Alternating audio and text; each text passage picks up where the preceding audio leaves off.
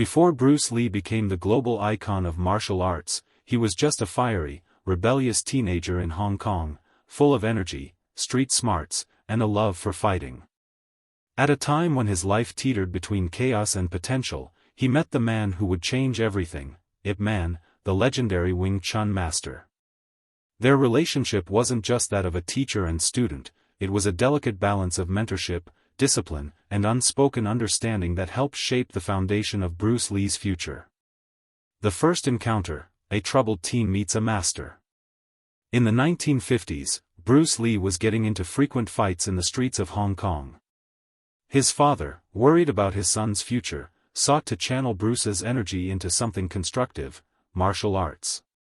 That's when Bruce was introduced to Ip Man, already a respected figure in the Wing Chun world. Bruce began training under Ip Man at the age of 16. However, it wasn't a smooth journey from the start. Some of Ip Man's senior students refused to train with Bruce because he was of mixed heritage, part German from his mother's side. Despite this, Ip Man quietly allowed Bruce to continue learning, showing a silent but significant level of support. Learning more than just techniques. Under Ip Man, Bruce Lee wasn't just taught punches and footwork, he was introduced to structure, timing, economy of motion, and most importantly, self-discipline. Wing Chun's emphasis on centerline theory and efficient motion heavily influenced Bruce's thinking, even after he evolved past traditional styles. Although Bruce never became a full master of Wing Chun under Ip Man, he moved to the US before completing the system. He carried the essence of Ip Man's teaching into everything he did.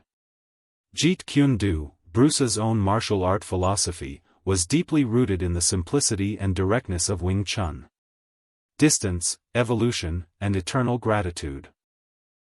As Bruce Lee's philosophy evolved, he broke away from traditional martial arts, often criticizing rigid styles. This caused some tension within the traditionalist community, but Bruce never disrespected Ip Man. In fact, he always credited Ip Man as his foundational influence.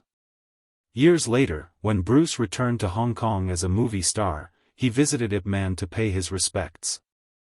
Though their interaction was brief and somewhat quiet, Ip Man was old and frail. Bruce filmed part of the visit and kept it as a treasured memory.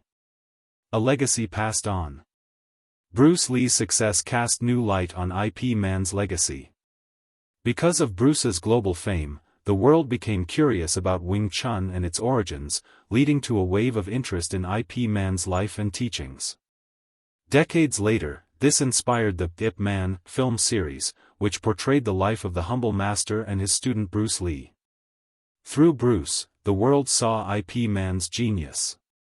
Through Ip Man, Bruce found his first martial path. Conclusion. A quiet master, a loud student.